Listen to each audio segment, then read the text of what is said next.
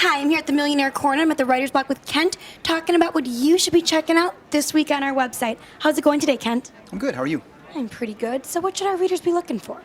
Today we have a story related to the Super Bowl, which is coming up in a couple of days. Not most people, but a lot of people participate in some sort of wagering, whether it's an office pool or they go to a party and they buy squares. And it turns out that most of the investors that we spoke to simply don't do that. I think it's like less than 20% participate in something like that, which I can't begin to explain it, but they spend their Super Bowls eating rather than gambling, apparently.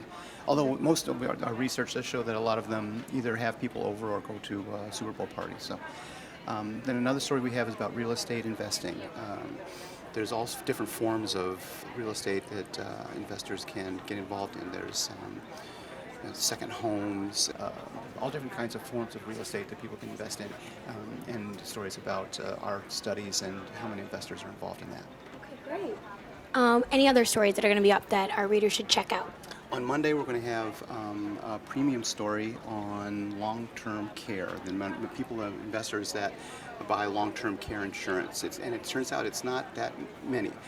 Long-term care insurance is the idea that you pay into the system so that when you need care in your older years, Like a nursing home. like a nursing home, you have the money that's set aside for that. A lot of investors say that they are planning on using other savings products in order to pay for that. Some investors, the ones that aren't as wealthy as others, simply think that long-term care insurance is too expensive, which it is an expensive proposition. And a lot of insurance companies have stopped selling long-term care products because it's too expensive for them. So that's the stories about all those different aspects of that topic. Well, those are going to be some interesting stories, especially the one about like the wagering. I think that's really interesting. I've got my plans. I got my money set aside, Yeah. so I'm ready to go. And I know what numbers I want to. That's So. good. That's good. What should our readers be looking for? Well, as you know, Sunday, big night. We're going to find out if Mr. Bates is going to go after Anna's attacker on Downton. Yes, yes. Oh, but then there's the Super Bowl. yeah, then there's the Super Bowl. So we have a couple of stories about that. I love Mr. Bates. Yes, well, I love Anna. So anyway, we have a couple of stories up about the Super Bowl. One about kind of the long march of the Super Bowl halftime show. It has come a long way from its humble beginnings. It used to be just marching bands, college marching bands in the very, very beginning.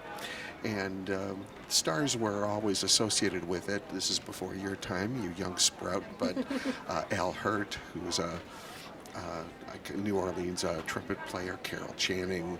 But then in 1991, that was the game changer. Disney was sponsoring, and the New Kids on the Block, when they were at the height of their kid mania, they were on the halftime show. And as the story says, fun fact, that halftime show actually wasn't broadcast live. It was preempted till after the game because ABC was reporting on Operation Desert Storm. But following the New Kids, that's when we got into the Michael Jacksons and the parade of baby boomer icons like Tom Petty and The Who and all that. So there's an article about that. Great. There's another article about commercials. Always a big part of the Super Bowl.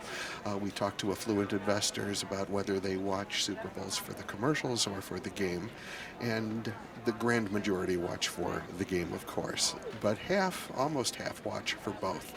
And we talk a little bit about the economics of what's involved and what's on the line and what has worked and what hasn't, and so that's up there.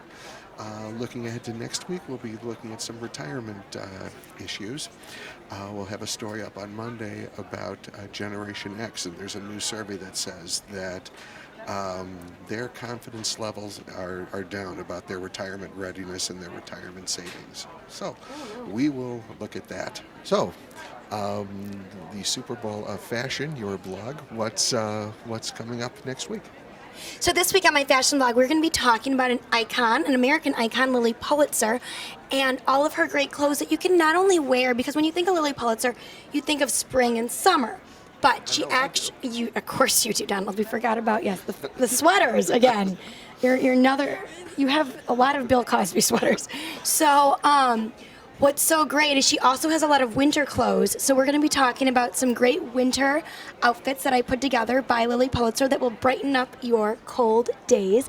And we're also going to be looking at some traditional outfits that you can carry into spring. So make sure you check out that on Monday. Well, that's a blog I think people will prize.